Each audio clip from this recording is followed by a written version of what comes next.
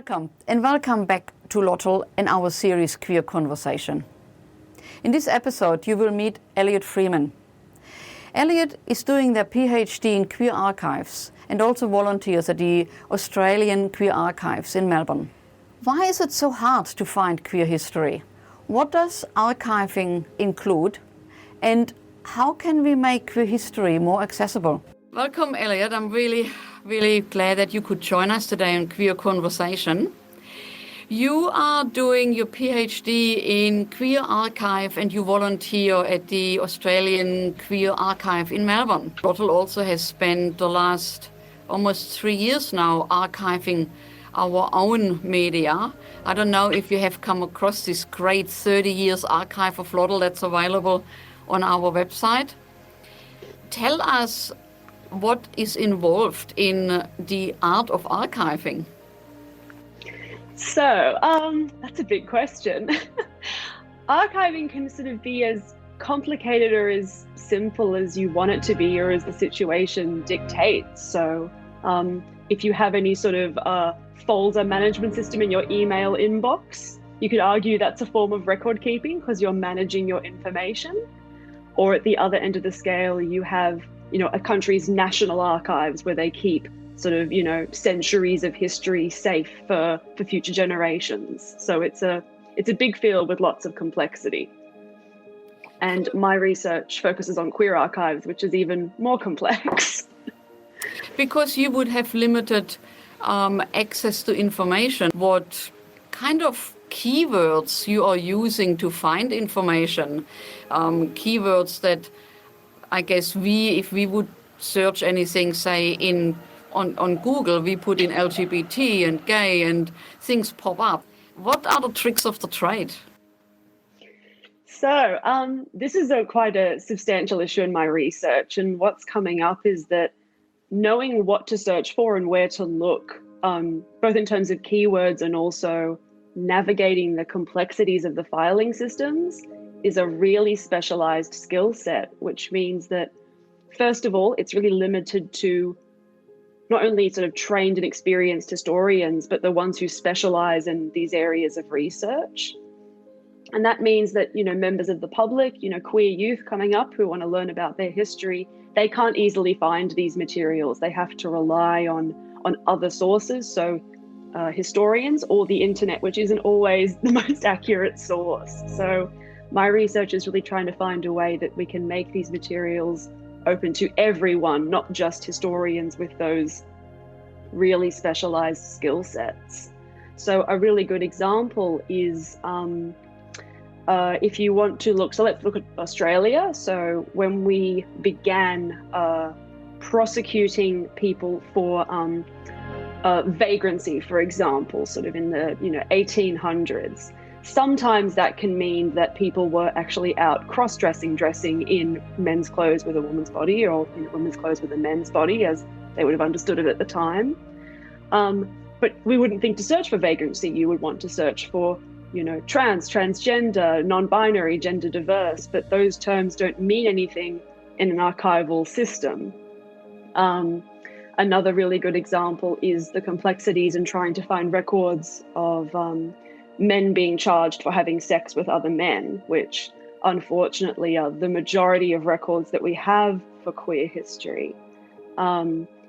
You see a real evolution in language over time. So starting with buggery to sodomy to indecent assault. And there are real nuances in that language, both in terms of an archival system, but also in terms of keeping users safe. We don't necessarily want people to have to search for these terms when looking for records about people like them. That's not a pleasant experience. So I'm sort of trying to understand what we can do as archivists to make archives more inclusive and friendly and safe spaces for all users, not just for the people who are in sort of the dominant, powerful groups.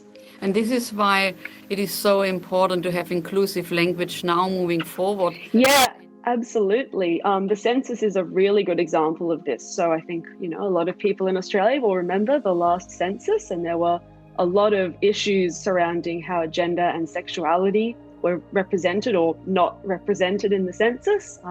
I remember there was, male, female, non-binary sex, which is not really a thing.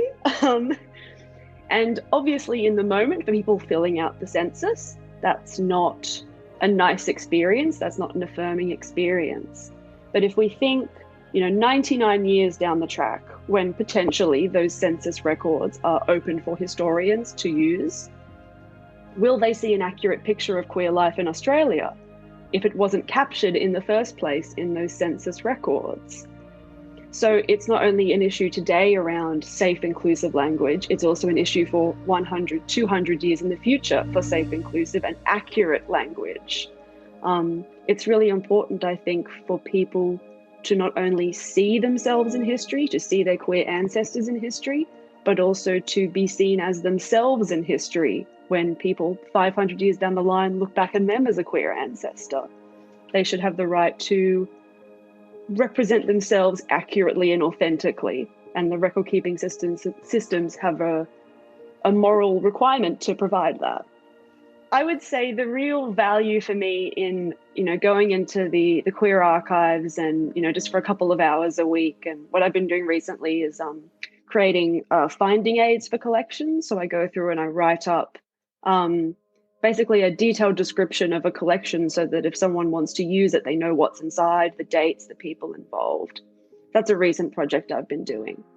But the value I get from the queer archives in terms of my research is that it really reaffirms the value of the work that I'm at least trying to do. I spend a lot of my research time thinking about the challenges and the negatives and the difficulties that we have to overcome in trying to make queer history visible in these big mainstream institutions. So National Archives, state archives, university collections, the big monoliths. And it's very comforting to then go into a queer community archive where the fact that we need to represent queer history isn't even a question. Of course we have to do that, and that's simply the work we're there to do in a lovely community space. And so I found that balance very affirming and very positive, and really helpful in reminding me that there's a reason I'm doing the work. So we established, not only for you, but also for, at the moment anyway, anybody else who's trying to look for information on LGBTQIA plus history, it is quite difficult. And, Google only takes you that far. What about lesbian history in particular? Is that harder, and why? So this is where we get into sort of those complex sort of socio-political historical aspects of this work. So unfortunately in Australia, our big archival, not unfortunately, in Australia, our big archival institutions are predominantly government archives. So they're government-run institutions that preserve government records. As a result, most of what we have of queer history are records documenting persecution and prosecution of queer people. Now, sex between men historically has been illegal. Sex between women was not. So as a result, because so many of the records are criminal court records, we have far more for sex between men or presumed male people than we do between women. That's not to say there aren't any, there are. It's simply a matter of volume. Because if you don't have those criminal records, those government state records, then you're relying on personal records, letters, diaries, photographs, which are far more often lost.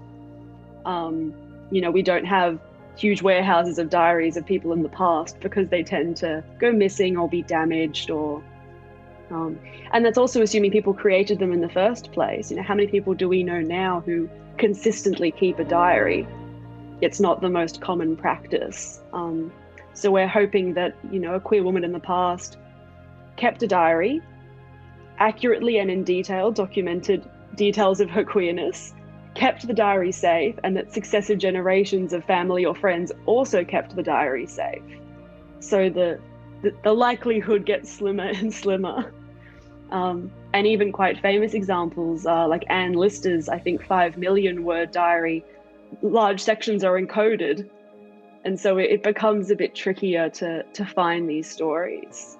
There are a few very good examples of lesbian history, though. A favourite of mine from Australia is an inquiry in 1841 into the Cascades Female Factory in Hobart. So this was a convict establishment for women, and it was sort of intended to promote more feminine behaviour. They were doing seamstress work, things like that.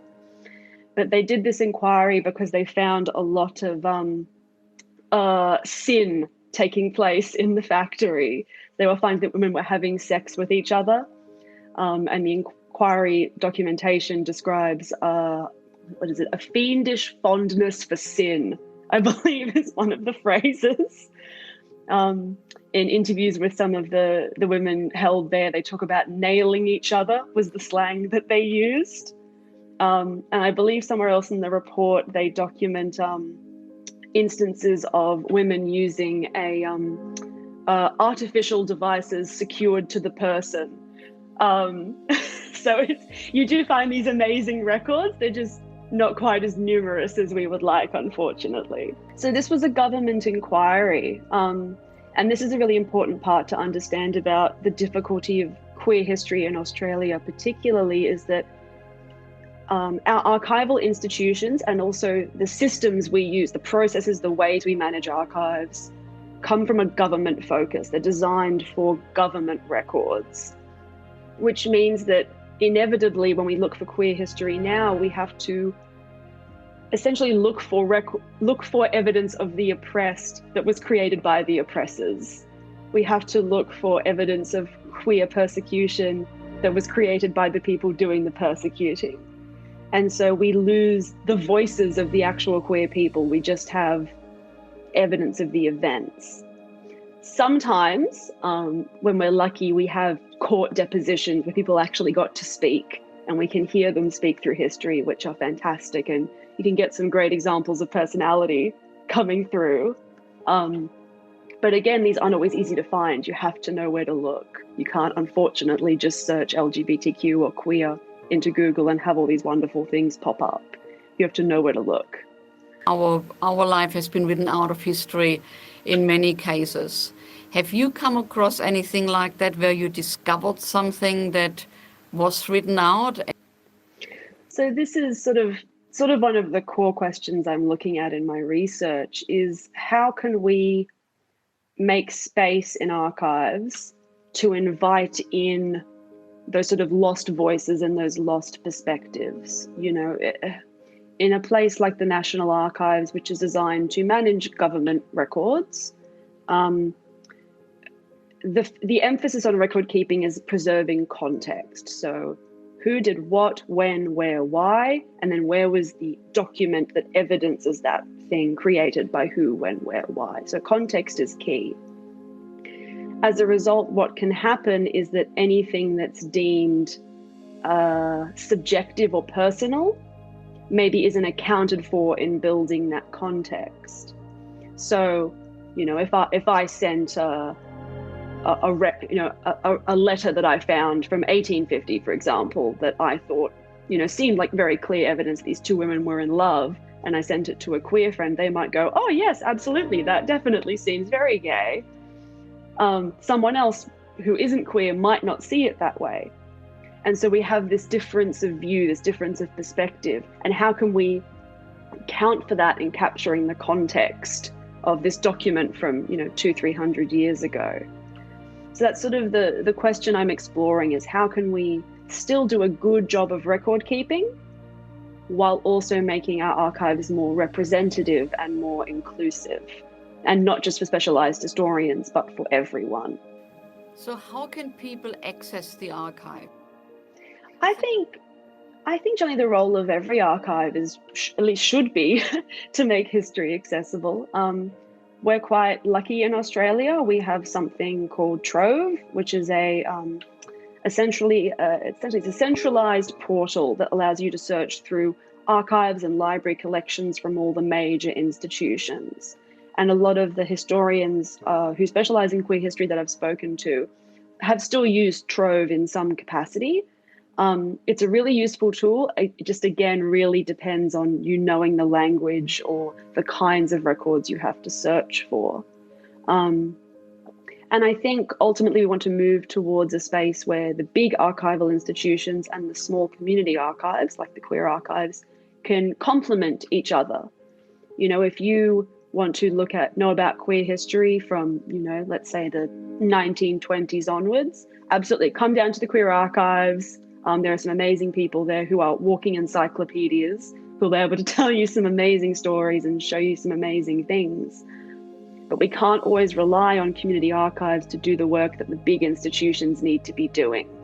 And we need to create ways for those big institutions to invite in more perspectives, because they are very under-resourced, they're underfunded, they're understaffed. And so we can't sort of expect them to move mountains immediately. But if we start having these conversations, then hopefully we can move towards a space where, you know, people can hop onto Google and do some searching and find this history opening up before them. We're just, not there yet, unfortunately.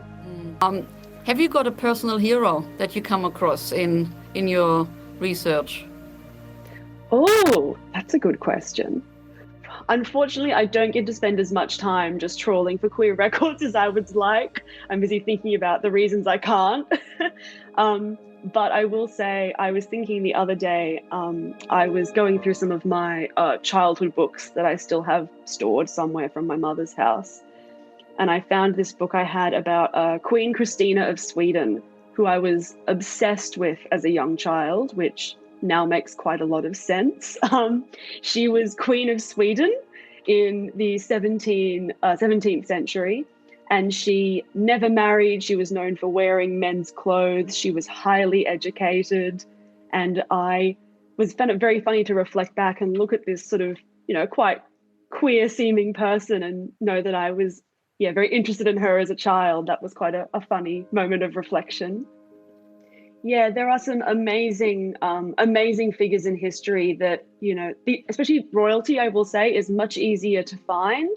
So if you hop onto, Wikipedia, these figures are really relatively easy to find. So I encourage anyone who's interested, look up Queen Christina, look up, Joan of Arc, another amazing figure, Anne Lister.